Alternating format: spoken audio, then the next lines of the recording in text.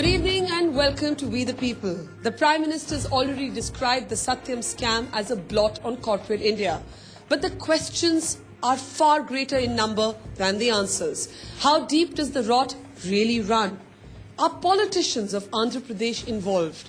Should all projects that are even vaguely connected to Ramalingam Raju's family now be scrapped or at the very least investigated? What were the auditors and the bankers doing? Were they asleep? Is Satyam now a company worth saving? Can it be saved? And should it be saved? Over the next 60 minutes, we're going to debate how a man who was an icon for modern India became a conman. And we're also debating whether this is just the tip of the iceberg and whether this is a scam that has tarnished brand India in general. So that's the question for this evening. I want to start with you, Meghnad Desai, if I can, before I bring the industries minister up in the screen. How do you think the rest of the world is watching this? The rest of the world will think that this is bad. It shows not very good regulation, but more than that, whether the regulation can be kept free of politics in India, given the way the system is structured. Can we ever have a non-partisan, neutral, strict regulator of industry? And that is a doubt raised by Satyam. But don't you think this is the failure of regulation? This is a failure of regulation as much as a failure that politics always contaminates everything in India. And where do you see, quickly before I get Prasenjit in, where do you see the hand of politics in this scandal? Well, the hand of politics is through the land of Metas and all the contracts which were done. Satyam was robbed. A good company was robbed to buy land. It was robbed by the men running it. Yeah, but he's not the owner of the company. He may be running it, but he has to be a corporate CEO. This is not private property. So according to you, politics took down Satyam. Yeah, I mean, he went down to buy land and bribe politicians. That's why he stole money. I mean, what else is it true? All right. Prasenjit, do you agree? Well, let me say that 10% I agree with Lord Desai. In the sense that, yes, there has been siphoning of funds and it has gone into real estate projects, a lot of land, and that could not have come without political patronage. And the Andhra Pradesh government has a lot to answer. But let me ask Lord Desai, if Indian regulation is so bad, why did Enron happen in the United States?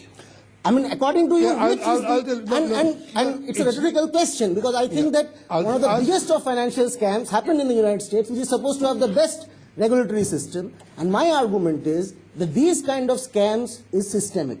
It is systemic to a system which is obsessed with stock market valuations. Yeah. If you're obsessed with market capitalization, you have built-in incentives. Capitalism is the problem. For me, politics is the problem. Capitalism, especially of the liberalization variety. Okay. Of the American variety. Quickly, because I want to go to Ashwini Kumar, but I find it very interesting because neither is politics going away nor is capitalism. Yes, you can answer him, and then if you can get Mr. Ashwini Kumar in the screen. The difference was that in Enron, no matter how highly connected they were politically, once a scandal happened, the punishment was clear. That's another matter, but the scandal did happen. The scandal did happen. Listen, there was insider trading. The CEO, the top CEO onwards, the top management was selling their shares, cooking their books. Okay, let me interrupt. In the United States. OneCom happened in the United States. But they went to jail, and Ramalingam Raju will be happy and in a good, comfortable jail. Nobody's going to get at him until after the election. Until after the election, nothing is going to happen. That part, maybe I will agree with you on that. This is to save the Andhra Congress Party. Okay, Lord Desai, maybe I will agree with you on that. Let's get the Congress Minister up now. Mr. Ashwini Kumar,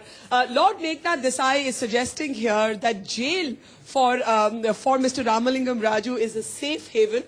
Prasenjit Sen of the CPM is saying this is what's wrong with a market-driven, a market-obsessed economy. I'm going to get the former Revenue and Finance Secretary in, Mr. Narayan, just a second. But to you, sir, the charge made by both these gentlemen that politics took down Satyam, that politics tainted Satyam, that even today Andhra Pradesh's Chief Minister is in Delhi, and there is a question mark over why affiliate projects, the projects of Metas infrastructure, have not been brought under the scanner. Your government is continuing with them just like nothing's happened.